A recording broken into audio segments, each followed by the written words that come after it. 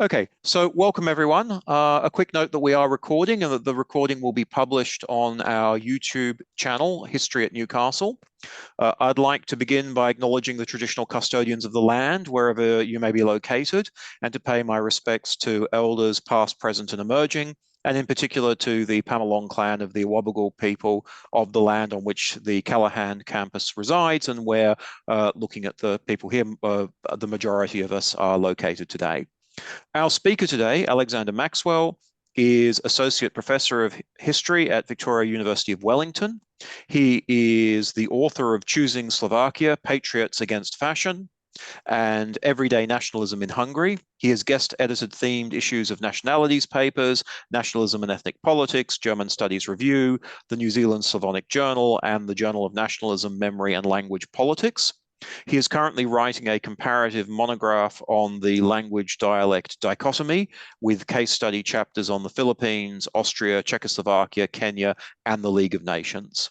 His current paper stems from this work and is titled The Language Dialect Dichotomy in the American Philippines, Theorizing the Placeholder Usage.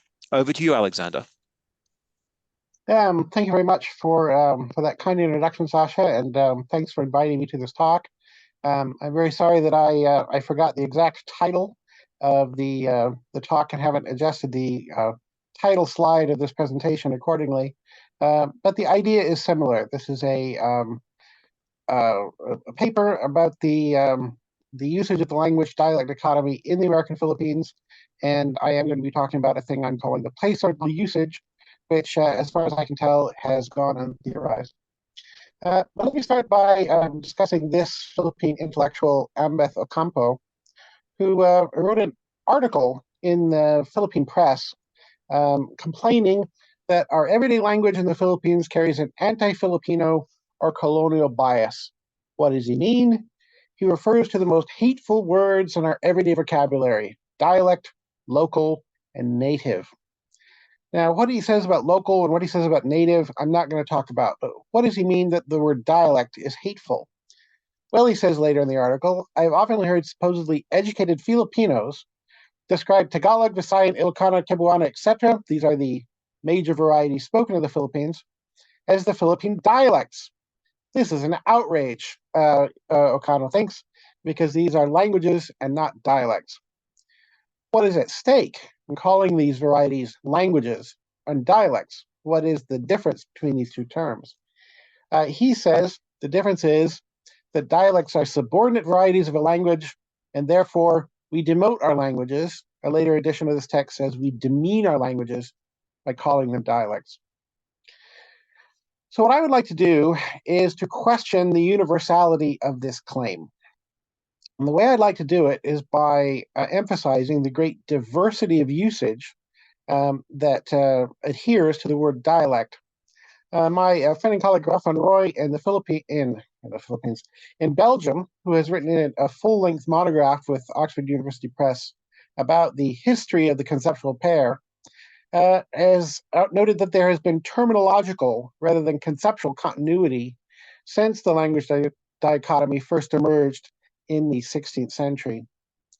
Van Roy has a taxonomy of 7 usages, but he's primarily interested in the early modern period, and he's primarily interested in philologists and the history of philology.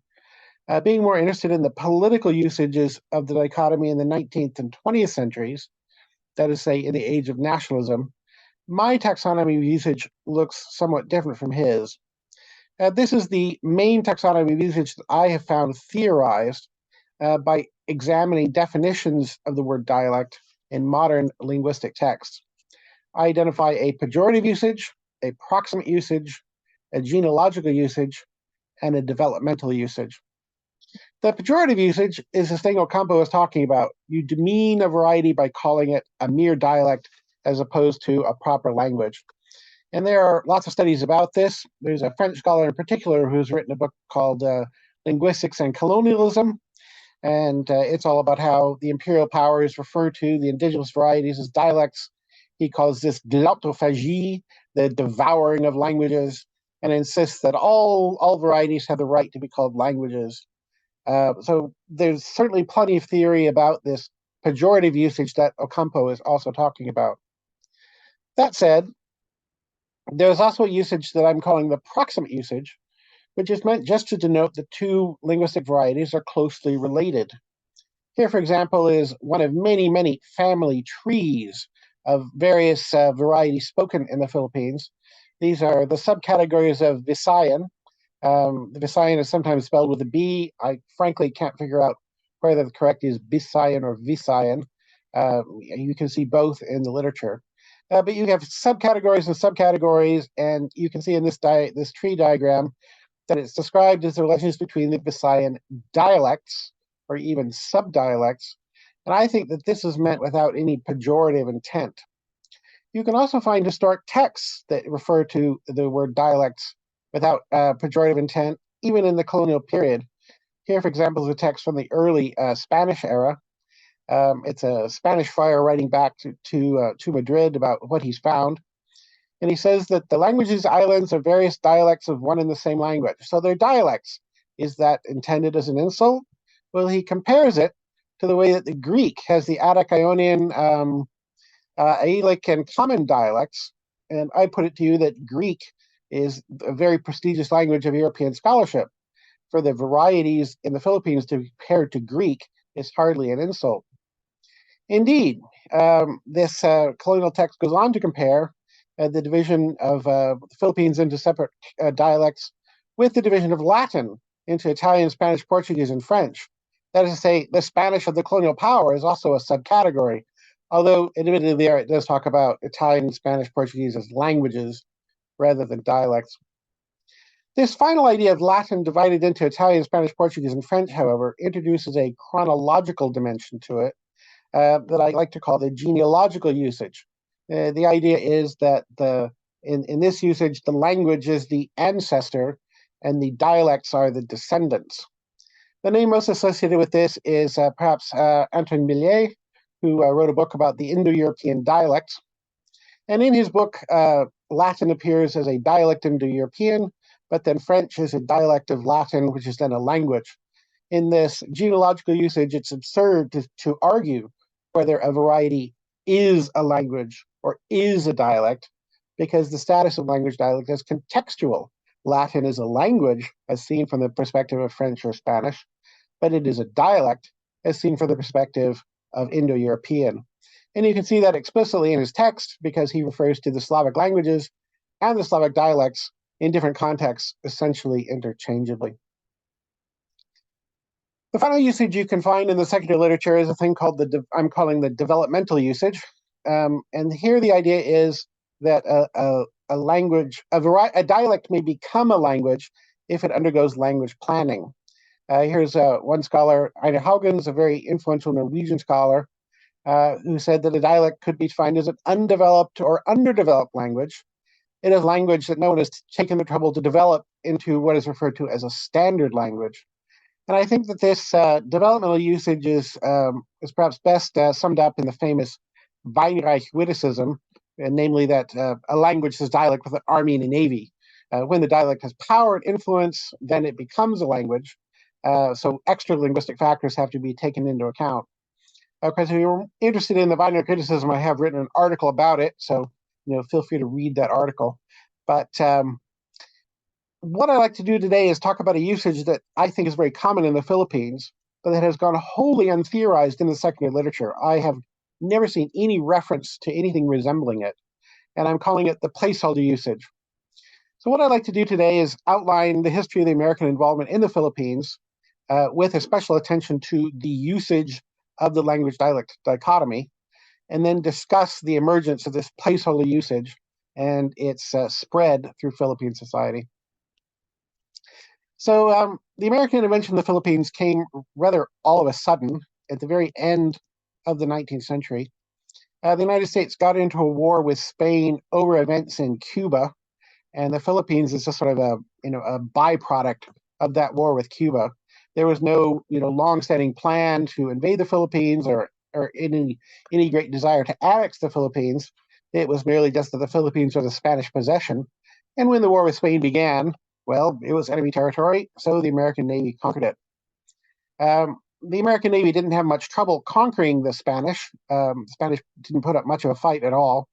The Americans actually had more trouble with an indigenous Philippine resistance led by this man, Emilio Aguinaldo, who led a indigenous republic that fought the Americans just as it had fought the Spanish.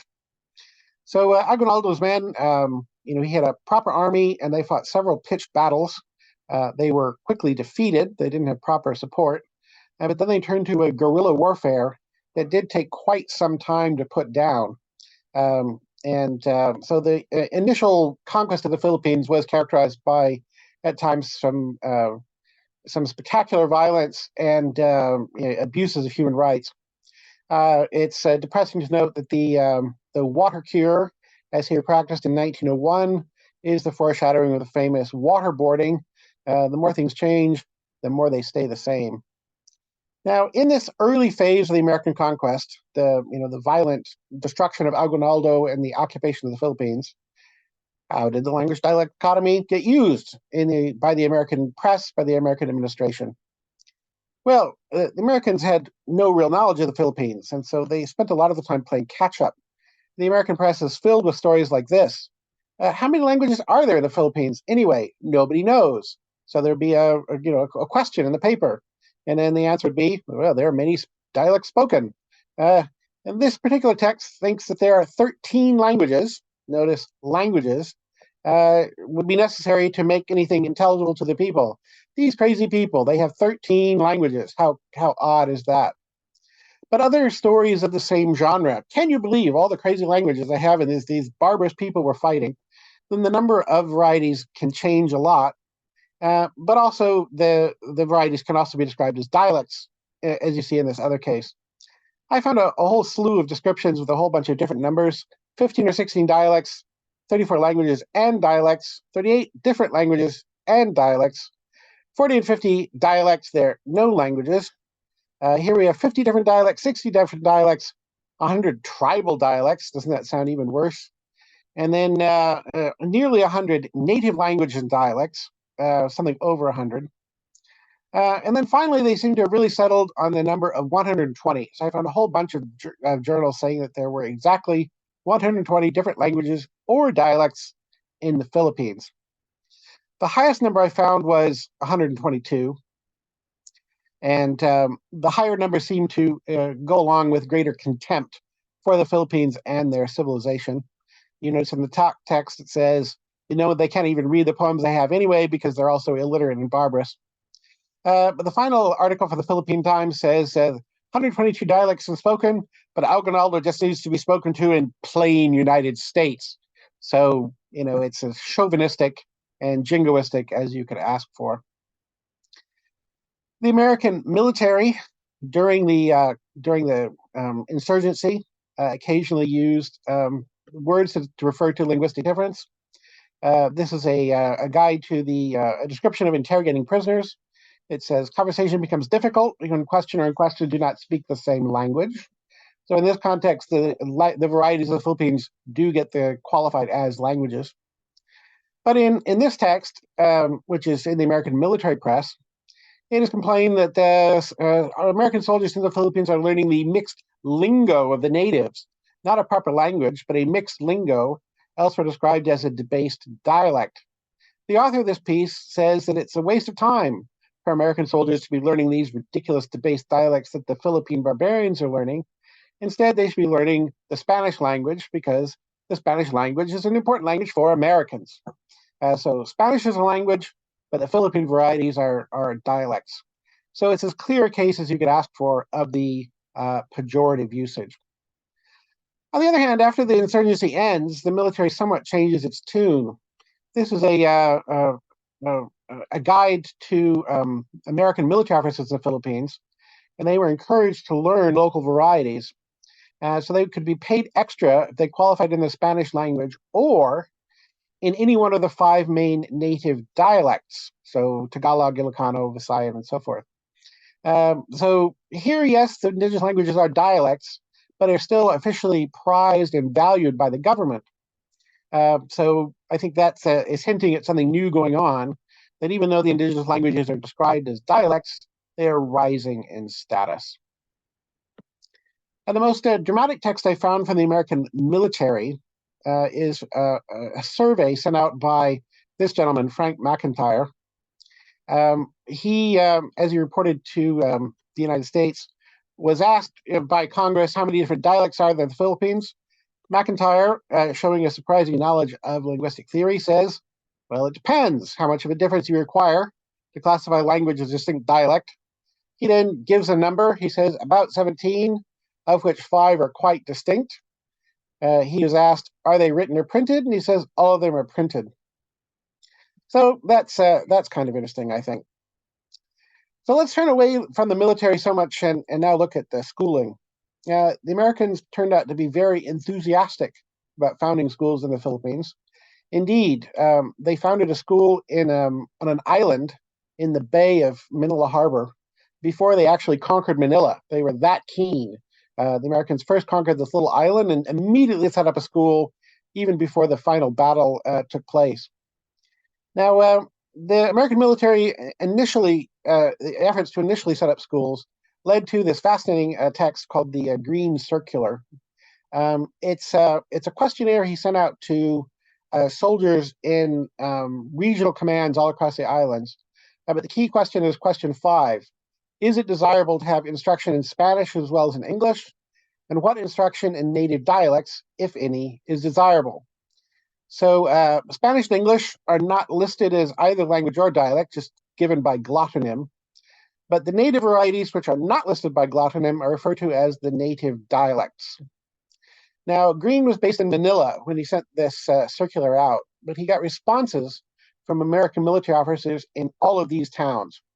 So it gives a sense of how American officers in the provinces viewed the indigenous varieties of the Philippines. The responses to the Green Circular show the pejorative usage is very popular. English is the only language when it's desired to have instruction. Philippine varieties are no good. This one says English and Spanish and talked in none of the native dialects. Instruction in native dialects is a waste of time. There's so many dialects that knowledge of one is worth little, even if you know that dialect very well. You should learn either the Spanish language or the Ilocano dialect. Interesting that the Spanish is just, and the dialect and the Ilocano are given different status. The European one is a language, the indigenous one is a dialect. There's also talk in this particular answer about the native dialect and the language of children in their homes, showing a little bit of confusion or uncertainty of terminology.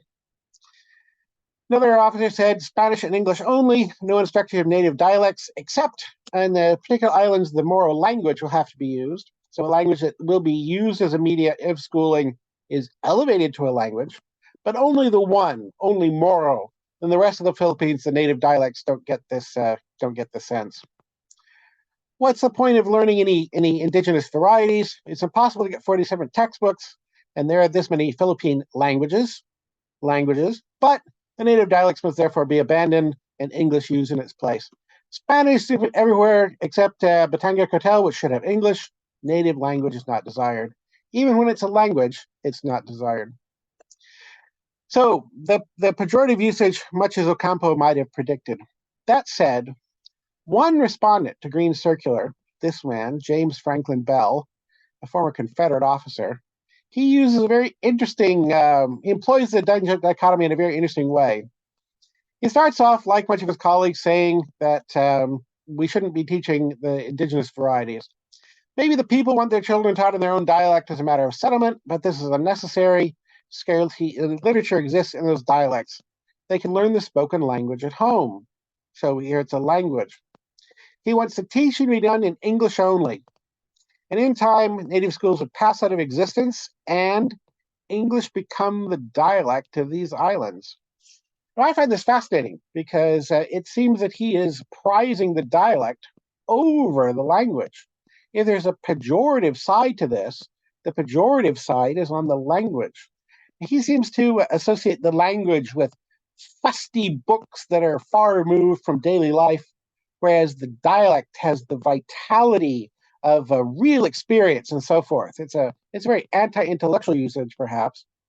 I think it ultimately derives from the developmental usage, but the plus and minus of the normative value has been reversed. the dialect is more prestigious. And he is hoping that English, which is now merely a language, might with time acquire the more prestigious status of dialect, because English might eventually become the thing that Filipinos genuinely speak in their daily lives.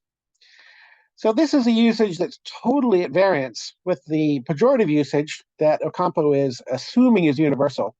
And I admit that this is highly eccentric and unusual, but it does hint at the diversity of usage among American officials. Now, when the conquest of the Philippines is complete in about, let's say, 1904, 1905, authority shifts to civilians. So there are various Philippine commissions sent over, and eventually governors general are sent, and the Philippines passes into civilian hands. So do these civilians take a more enlightened or tolerant view of the varieties of the Philippines? Initially, not so much. Here is one of the early commissioners. He says, the population is split into numerous scattered divisions, many of them savage, speaking various dialects without any cohesion of interests or ideals. None of these dialects possess any literature, and to give instruction in them would simply perpetuate provincialism. What these people require, if any independence will be realized, is the unifying influence of a common language. And you know what would be good for that? English would be good for that. So the initial attitudes is very similar to that of the military men. That said, the Philippine Commission did have a very interesting exchange in 1901, 1902 when it first arrived with a local businessman. And they were asked about the level, they asked this businessman about the level of literacy, and he had this to say: nearly all children can read and write because they've been taught in their native dialects. And so the commissioner asked, oh, you mean Tagalog? And he answers, Tagalog, Bicol, the dialect of the province in which they lie. Now, I think that this is an example of what I'm calling the placeholder usage. The native dialects here is a placeholder for whatever the dialect is in the province in which you happen to be. Now, there are so many varieties in the Philippines, and their exact delineation is so imprecise that it opens a very tricky can of worms to say, yes, they are being taught in Tagalog and Bicol and Ilocano and Kebuyan and so forth, because where do you stop your list? At every point, there may be a debate over which varieties to list and which varieties do not count. We can avoid all these problems by simply referring to the native dialect. The native dialect here in this context means an indigenous variety of the Philippines, and substitute the local variety as appropriate for whatever part of the Philippines you have in mind. Now, it turns out that this placeholder usage is very advantageous when making legislation. Here, for example, is a law describing how ordinance, so commands and public laws and so forth, must be translated into the native dialect. Municipal council may, if it deems advisable, order secretary to have ordinances after their passage translated into the dialect used by the majority of the people. For this reason, the municipal secretary must be able to read and write intelligently in English, Spanish, or the local dialect. Which is the local dialect? The people passing this law in Manila, that elected municipal officers must have these linguistic qualifications, doesn't want to know what exactly is spoken in darkest Leyte. They are not up to speed on the linguistic situation in each and every far-flung island in the Philippines. They just say the local dialect, and then the local official can interpret that as he sees fit. And this turns out to be concise and has an attraction that permeates the American legislation. Notices in the marketplace must be written in English, Spanish, and the local dialect.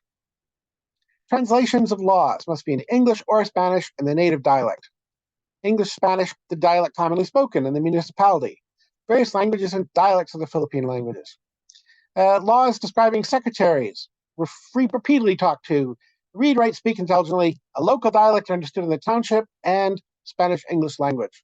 So there's a distinction between Spanish and English, their languages, and the indigenous varieties of the Philippines are dialects, the local dialects. They have they differ partly in that they are geographically constrained to whatever section of whatever island they happen to be spoken. but they are also given the sense of being local, of being indigenous, and therefore genuinely national, whereas English and Spanish are alien and foreign. The election law says this as well. The election municipal officer must be able to read, write English, Spanish, or local dialect, and then the voters must speak, read, and write English or Spanish. Notice the local dialect is absent from this law. That eventually changes. Now, the ubiquity of this phrase, Spanish, English, or local dialect, English, Spanish, or local dialect, starts to influence Philippine politicians themselves.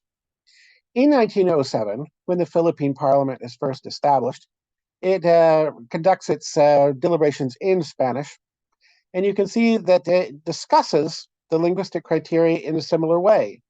Canada is supposed to read and write the idiom or native dialect of the province or region where they come from.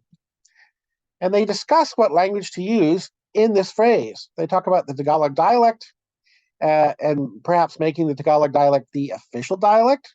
Where do you talk about an official dialect? Don't you normally talk about an official language? But the idea is that it's an indigenous variety of the Philippines, and those are the dialects. Instead of having 1,000 dialects, let's study the Tagalog. It is the most widely used dialect in the Philippines. I think this is an unusual usage.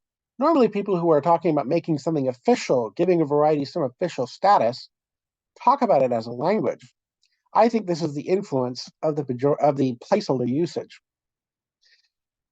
This is a discussion of schools. The Philippine politicians talk about the necessity of cultivating our own proper idiom. I think idiom in this context is a synonym for dialect. It's not the language, where the language is associated with something foreign. And you can see that because the same text refers to the local dialect over and over again. So the local idiom, the local dialect, you have a certain terminological variety. But notice the absence of the word language. In 1916, the Philippine legislature acquires more powers and shifts its means of deliberation into English, so it becomes easier for Anglophones to follow the discussions. The two main politicians in Philippine politics in 1916 are Osmeña and, so here's Osmeña. He is here speaking to the American audience and trying to make a case for Philippine independence. Philippine politicians often hear reproaches that, well, Philippines obviously is ready for independence. You have so many languages. So he admits that there is a language difficulty in the Philippines, but he says it has been exaggerated. Everyone opposed to our independence talks about our numerous dialects and their fancy segregating and disintegrating operation, but in truth, 3 dialects are key to the Philippine mind. So it's not so much linguistic diversity here as you might expect. But notice he refers to the main varieties of the Philippines as dialects as opposed to languages. The other key figure in Philippine politics in this period, and actually the most important person in Philippine politics under the American occupation, is one Manuel Quezon, of Spanish origin, but Philippine-born and a big Philippine national hero. He had this to say: you, the Americans, you speak of our dialects, and it's true, we have many. But our major dialects are only 3, and he lists them. All of our people speak one of these languages which have an extensive literature. So the dialects up here become languages, but yet they become dialects again. To regard the Filipinos as sentimentally and mentally diversified in proportion to the diversities of ethnography, region, or dialect is to misunderstand them. They are all Filipinos, regardless of dialect. It's as if dialect is the main word to describe linguistic diversity in the Philippines. And I think this is a consequence of the placeholder usage. The Philippine Parliament writes a whole pamphlet called the Filipino Appeal for Freedom, and it discusses at length the degree of newspaper culture and journalism in the Philippines, trying to show that there is a lively public discussion and an adequate press for discussing the issues of the day. And it divides the various newspapers by language. Some of them are in English, some of them are in Spanish, some of them are in other languages, which in context means Japanese or Chinese. And some are written in dialect, which is here a catch-all term for all the indigenous varieties of the Philippines, Ilocano, Tagalog, and so on and so forth, all collectively grouped together as dialect newspapers, or here as vernacular newspapers. And you can see that very explicitly in this other passage about the publications. These are about newspapers as opposed to journals. They're published in English, in Spanish, other languages, Chinese and Japanese, or in native tongues. We have so many terminological variants for the not language. They can be vernaculars, they can be dialects, they can be tongues, they can be idioms, not languages though, because language here implies something foreign, something applicable equally across the Philippines, but only because it is nowhere the native variety. The native varieties are the dialects. Now, these appeals for Philippine freedom and independence eventually bear some fruit, and the President Roosevelt eventually signs the Tidings-McDuffie Act, which gives more power to the Philippine Assembly and puts the Philippines on an eventual path to independence. Quezon becomes the first ever president of this Philippine Assembly, and he is the chair of the proceedings in the 1935 Constitutional Convention, when the Philippine politicians, Philippine elites write the Philippine Constitution. When they discuss the Philippine Constitution, the placeholder usage is popular. There's a discussion about suffrage, who should be able to vote, and here you must be literacy in English, Spanish, or some local dialect. Any local dialect will do. And the Philippine Assembly also makes steps to create an official national language. And the way they describe the national language is also interesting. National Assembly shall take steps toward adopting a common national language, which one, something based on one of the existing native dialects. So this is a nice example, actually, of the developmental usage. We take one of our existing dialects, which are written at this point, but don't have an extensive literature. We will take that one dialect and cultivate it and turn it into a national language. Meanwhile, English and Spanish are official languages and all have an uncontested status as language. The Philippine Assembly later passes laws to make this common national language come into being. They establish a National Language Institute, which refers to the national language as the national language. But the institute is charged with making a study of the Philippine dialects for the purposes of making a national language based on one of the existing native tongues. So again, dialect and tongue, equivalent words for not languages, one of which will be chosen as the basis for the national language. Spoiler alert, it's Tagalog. If you go a little further down, you can see that the chief tongues of the Philippines appear quite often, but the native tongue will be used as a basis for the national language. The law also suggests that on proclamation of the national language by the President of the Philippines, it will be the duty of the National Language Institute to prepare a dictionary and grammar of this non-existent language, which will be created on the basis of one of the dialects. It is charged with the purification and enrichment of the national language, but to enrich the national language, the institute shall use its source the Philippine tongues, English and Spanish only if necessary. So they prefer the tongues to the languages because they're indigenous, because they're objects of national pride. Now, the head of this National Language Institute is one Norberto Romualdez. That's him. He is a long-standing linguist who had written grammars of several Philippine varieties. Here is an excerpt from one of those grammars. He refers to the vowels of the Philippine varieties. He says the vowels are 3 vowel sounds, but he refers to our Visayan dialect as one of the leading dialects and refers to the varieties of the Philippines as dialects. He talks about the spoken dialects in the Philippines. He talks about the consonant that does not occur in our dialects.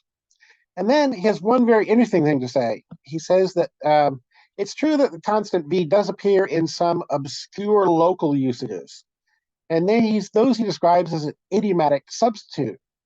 And insofar as you talk about a dialect of a language, this sort of hierarchical usage, Romualdez starts with the dialect being the upper half, and then we have the idioms of the dialect.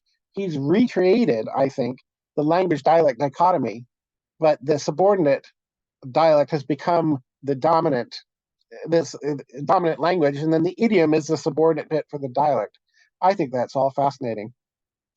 So what do we conclude from all this discussion of spoken dialects and dialects that have idioms as subcategories of them? All this reference to dialects in government and dialects in official context. I think it means we need to rethink what Ocampo has to say. The hateful words in our native vocabulary dialect is not used to imply that the native varieties of the Philippines are subordinate varieties of the language. They're considered to have the dignity of freestanding linguistic units, indeed with their own subvarieties in the case of Romaldo. We do not demote the varieties of the Philippines by calling them dialects. We are praising them for their indigeneity and contrasting them with the alien and foreign languages of English and Spanish.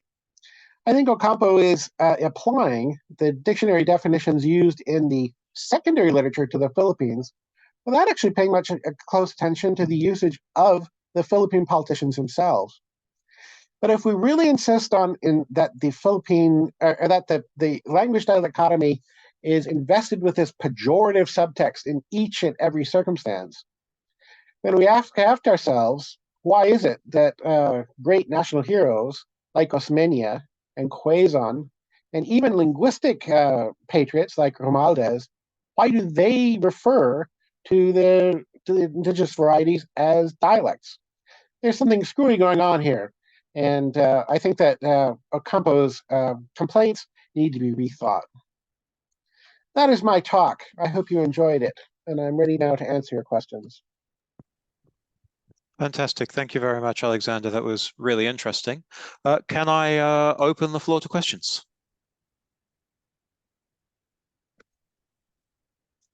I might take shameless advantage of my position as chair and leap in with the first question. I was really struck by the idea that electoral officials should have a requirement to be able to speak English, Spanish, and the local dialect, but the people who were allowed to vote had to already speak English and you had to be able to speak, read or write English and Spanish.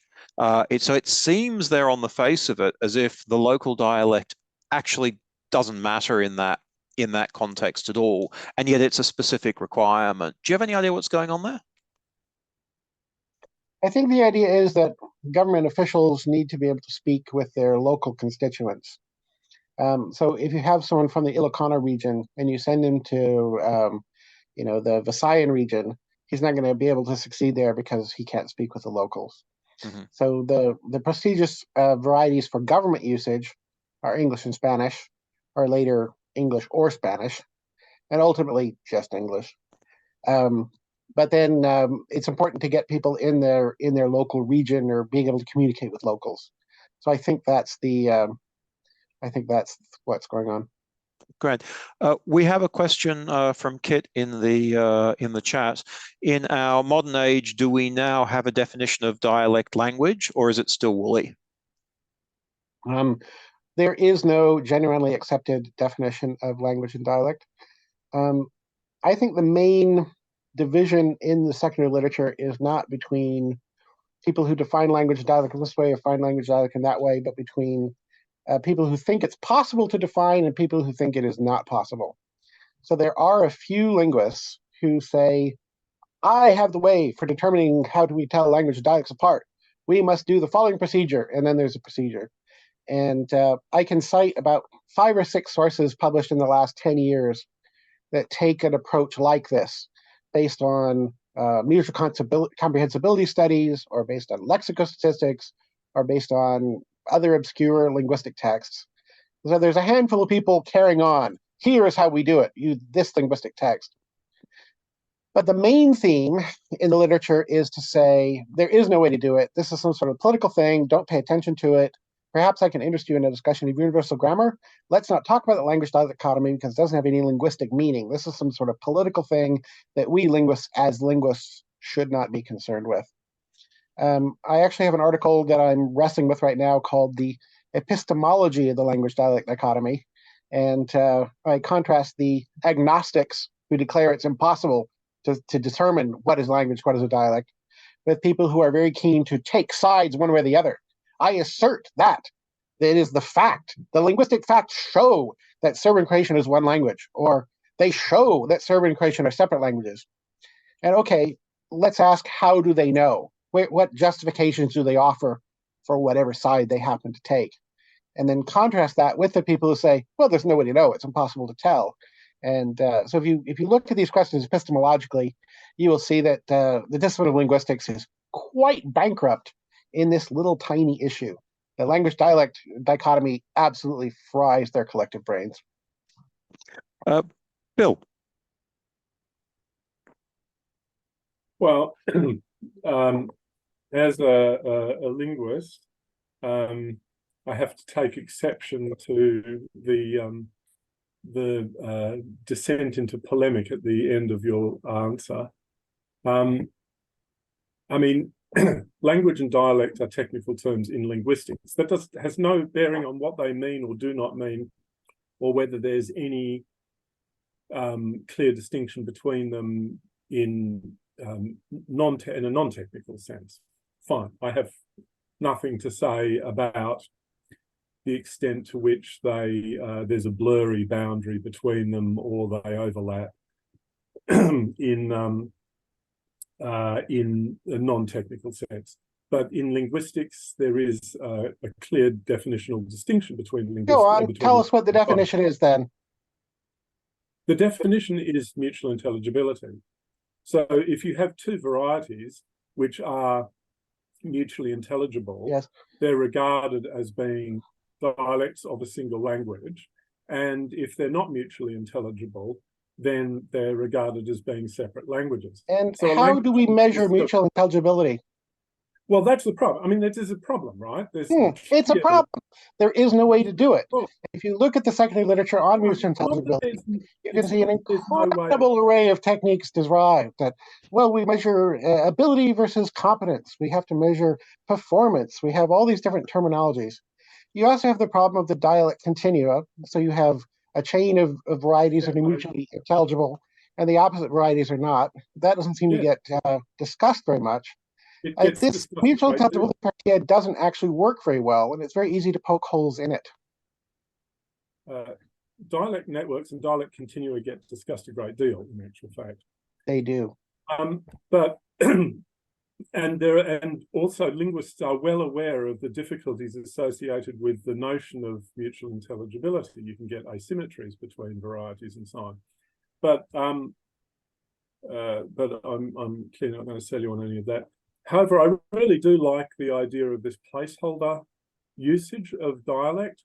I was struck when you were talking about that it's a little bit reminiscent of, in linguistics, we tend to talk now about communalects, and that seemed to have something of the same flavour that your placeholder sense of dialect has, in that it's not committing to whether a variety, whether two varieties are, mutually intelligible dialects of the same language, whether they're separate languages or not.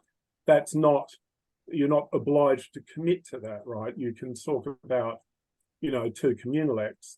And it seemed to me that your placeholder sense of dialect kind of neatly captured that same principle, that they're using the term dialect to refer to a variety spoken in an area without making any claims about its status as a language, its relationship to anything else. It's just a legitimate variety in a particular area. And I thought that your use of the placeholder sense of dialect kind of neatly captured a similar idea. I'm glad you found it interesting. The commulect term that you've just described is not one I'm familiar with, but I have found some scholars who like to distinguish. They were trying to come up with words that aren't either language or dialect. They're trying to be sort of halfway through or intermediate. And I found the word languloid and doculect and all sorts of bizarre neologisms to try and avoid the language dialect dichotomy. I think the status avoiding term I found most useful is just to talk about varieties. Now, that seems to be most common, and everyone seems to understand that. And doculects and languloids are, as far as I can tell, that actually, I mean, variety is good. It's a very neutral term. I like variety too. Those other things do actually have specific meanings. But, well, I've looked at the definitions and I find them pretty hard to follow, frankly. And I'm not sure how useful terms they are. there seems to be a great interest of proliferation of terms in linguistics. And I know, there's a great many things that need referring to. In the, when I took Linguistics 101, you learn all these new vocabulary words. You learn what a phoneme is, you learn what an allophony is, and it's so helpful. It's so useful. Having a word for these things is so productive. And so I wonder sometimes then if linguists make such great progress in the early stages of their career learning new vocabulary for things that they think they can solve all problems with new vocabulary. And I think sometimes coming up with a new term is actually not helpful. So I think linguists are much more productive with new terminology than historians are anyway. Mistaken concepts and terms. The terms are created to express a particular concept which is developed. It's not the other way around. Anyway, I'll won't. Thank you for your comments. Okay, are there other questions or comments or disagreements? I was just going to say, hi, Alexander, it's Jamie here. Nice to see you face to face, at least on a screen. Yes, I've heard so much about you. I work in enabling education, and that's a lot of that is a lot of research that's done in enabling education is based in sociology. And if you want fancy terms, get in touch with them, is what I would say. So. But yeah, it's interesting. I do like the idea. I prefer the use of terminology, variety myself. It's an interesting discussion, and it's interesting to go into it and think about it. And in your particular case, in a historical context, we also have to take that into consideration, of course, as I'm sure you have. And I'm not really sure if our discussions today of, 100 years after the documents you're looking at, so I don't know about the rest of what you've been looking at, but whether our discussions today about what the difference between a language and a dialect is relevant to those particular people who wrote those documents at that time with a very colonial mentality. But it is interesting to explore that, and I do like the idea that you found those examples and you're making a difference. I'm just wondering if there were, for many of the people who made those documents, whether there was a very big difference in their own minds, which I guess we probably will never really know. But it's interesting to talk about it. The one comment you made that I want to really firmly endorse is that how we understand language dialect today, or think we understand language dialect today, is not relevant to understanding these people in the past. My goal is to try and understand what language and dialect meant to the historical actors. And I'm actually very vigorously telling people that, whatever opinions you may have about what the words language and dialect really mean, and whatever scholars you point to or great experts you can deduce, and these technical terms are so important I don't care, because your technical definitions weren't known to my historical actors. I'm looking at the language dialect dichotomy as mental artifacts, and as they have very interesting history and are used in all sorts of very exotic and interesting ways. And I'm interested in their political usages. I'm interested in their usage by lay people. I'm interested in their usage by military officers and policemen and judges and teachers and people without any linguistic training. And so when people huff and say, well, these are very well-defined terms in linguistics, well, one, I don't believe you, because I've read plenty of linguists who are very outspoken that these terms have no absolute linguistic differences, and that no linguistic difference of the definition of these terms is possible. And it is indeed only linguists who understand these terms to have no linguistic definition. And linguists go back and forth, adducing the authority of linguistics to say that the terms have meaning, and also to say that the terms have no meaning. But none of that really matters, because what I'm interested in is what the historical actors have to say and what they thought the words meant. And someone who says, well, the historical actors, they are using the term incorrectly, but I don't care. That's not interesting to me. Have you looked at clearly what you've shown today? And I must admit, I didn't see the entire presentation because I was racing from one side of the campus to the other. You come late. Sure. Have you also looked in monolingual contexts and the use of language and dialect there? So, the first thing that comes to mind, of course, is within England itself, and how the difference between maybe a dialect and how it's used pejoratively. Have you done any, or even in the US? I mean, there's the various dialects and such, and people have this sense of shame associated with that. Have you also compared that to that use of language and dialect within the United States 100 years ago to get some kind of comparison? I have not. So it would be interesting because a lot of the Easy actors in answer. I have not. well, there you go.